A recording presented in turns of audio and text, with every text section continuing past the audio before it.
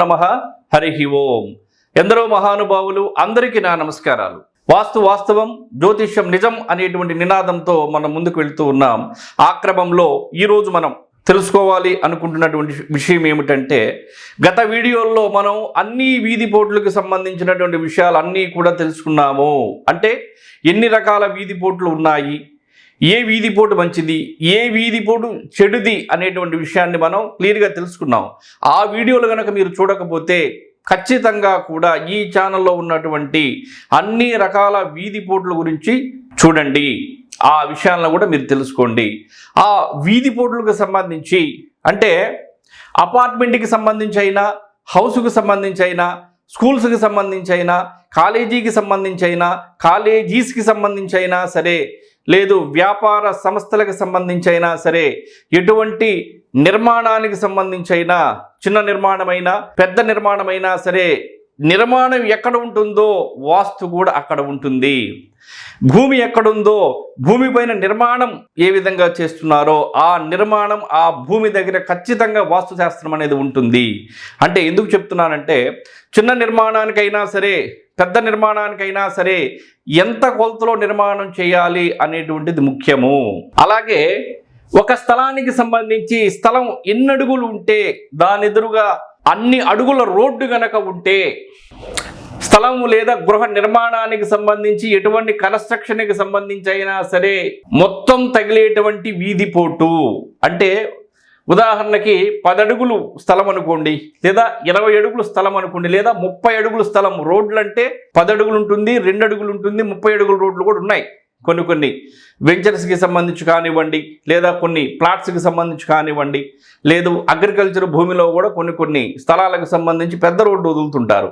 అంటే స్థలం చిన్నది కావచ్చు, ఆ స్థలం ఉన్నటువంటి కొలతలతోనే పూర్తిగా రోడ్డు ఆ స్థలానికి తగులుతూ ఉంటుంది. అంటే రోడ్డు మొత్తం తగులుతుందంటే ఒకటి స్థలం చిన్న స్థలం అయినా అయి ఉండాలి, లేదంటే స్థలానికన్నా రోడ్డు పెద్దదైనా అయి ఉండాలి. ఒకటి మాత్రం నిజం, ఏది ఏమైనా సరే ఒక స్థలానికి సంబంధించి అదే కొలతలతో గనక అంత పెద్ద రోడ్డు వచ్చి ఆ స్థలానికి తగులుతున్నప్పుడు మంచిది కాదు. అది ఏ విధంగా ప్రభావాన్ని చూపిస్తుంది అనేటువంటిది క్లియర్గా తెలుసుకునే ప్రయత్నం చేద్దాం. మరలా ఆ వీధి పోటు లేదా వీధి శూల ఏదైతే ఉందో స్థలానికి ఏ విధంగా తగులుతుంది, ఏ కోణంలో తగులుతుంది, ఎన్ని కోణాల్లో తగులుటకు అవకాశం ఉంది అనేది కూడా మనం క్లియర్గా తెలుసుకుందాం. స్థలానికి ఈ విధంగా గనక రోడ్డు వచ్చి తగులుతున్నప్పుడు 3 వీధి పోట్లు ఈ స్థలానికి తగులుతున్నాయి. 3 వీధి పోట్లు ఈ స్థలానికి తగులుతున్నాయి. అది మీరు గమనించారా?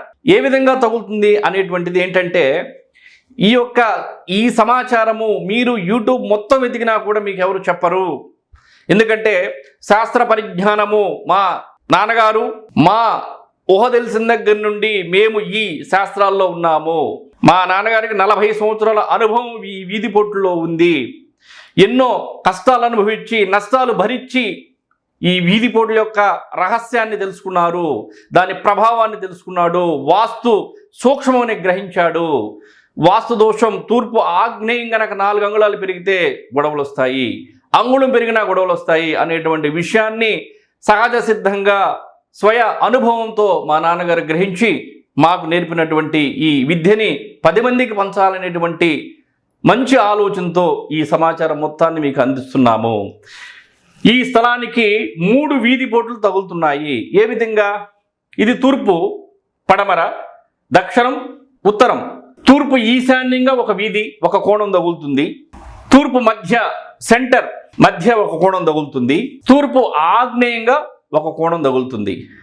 1, 2, 3 కోణాలు ఈ స్థలానికి తగులుతున్నాయి. అంటే తూర్పు ఈశాన్యం మంచిది, తూర్పు మధ్య బజారు పోటు మధ్యమం, తూర్పు ఆగ్నేయం బజారు పోటు అసలు మంచిది కాదు, ఉపద్రవం. అంటే ఒక మంచి కోణము, 2 మధ్య కోణము, 3 ప్రమాదం. 3 కోణాలు తగులుట వలన ఏది ఏమైనా స్థలం మొత్తానికి సంబంధించి గనక మొత్తం ఆ స్థలాన్ని మింగేటట్లు గనక రోడ్డు వస్తే మాత్రం అది అశుభంగానే భావించాలి. ప్రతి విషయాన్ని కూడా చాలా ఓపికగా వాస్తుశాస్త్రానికి సంబంధించినటువంటి అంశాలను మీకు అర్థమయ్యే విధంగా మీకు అర్థమవటం కోసం చెప్పాలి కాబట్టి, అర్థం కాకుండా చెప్పినా కూడా ప్రయోజనం లేదు కాబట్టి మీకు అర్థమవటం కోసం 1-2 సార్లు చెప్పే ప్రయత్నం చేస్తున్నాము. కాబట్టి ఓపికగా వీడియోను చూసేటువంటి పరిస్థితి మీరు అలవాటు చేసుకోండి. ఎందుకంటే ఒక్క వీడియోలో వాస్తుకు సంబంధించినటువంటి సమాచారాన్ని కానీ వాస్తు యొక్క జ్ఞానాన్ని కానీ మేము అందించలేము. కానీ ఒక్కొక్క వీడియోలో మేము అందించే ప్రయత్నం చేస్తున్నాం కాబట్టి ఓపికగా వీడియో మొత్తాన్ని చూసేటువంటి ప్రయత్నాన్ని చేయండి.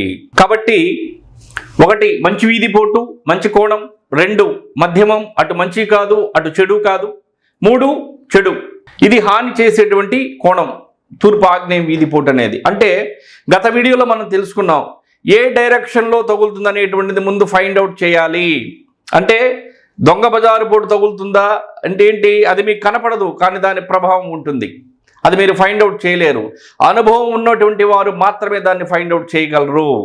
సో ఈ విధంగా గనక దేనికి సంబంధించి అయినా సరే, ఒకదానికి కాదు ఎటువంటి నిర్మాణానికి సంబంధించి అయినా సరే తగిలితే అది అశుభమైనటువంటి వీధిపోటుగానే పరిగణించాలి.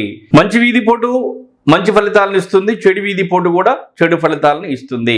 సమస్య ఉన్నప్పుడు పరిష్కారం కూడా ఖచ్చితంగా ఉంటుంది. సమస్య ఉన్నప్పుడు పరిష్కారం కూడా ఖచ్చితంగా ఉంటుంది. అంటే దోషాన్ని ఫైండ్ అవుట్ చేసినప్పుడు దాని యొక్క పరిష్కారం కూడా వాస్తు శాస్త్రవేత్త, వాస్తు పరిజ్ఞానం ఉన్నటువంటి వ్యక్తి చెప్పడం జరుగుతుంది. కాబట్టి వాస్తు దోషం ఉన్నప్పుడు ఆలస్యం పనికిరాదు. వాస్తు దోషం ఉన్నప్పుడు ఆలస్యం పనికిరాదు. దోషమని మనం గ్రహించిన వెంటనే కనుక ఆ దోషానికి సంబంధించినటువంటి పరిష్కార మార్గాలను కనుక మనం చేసుకోగలిగితే మన కుటుంబాలకు సంబంధించి, లేదు వ్యాపార కార్యాలకు సంబంధించి, జీవనానికి సంబంధించి, అభివృద్ధికి సంబంధించి ప్రతిదానికి కూడా వాస్తుశాస్త్రం మంచిగా చెప్తుంది. ఈ విషయాలన్నింటినీ కూడా మీరు గమనించి తెలుసుకోవాలనేటువంటిదే మా యొక్క శుభ సంకల్పం. సర్వే జన సుఖినో భవంతు. నమస్కారం.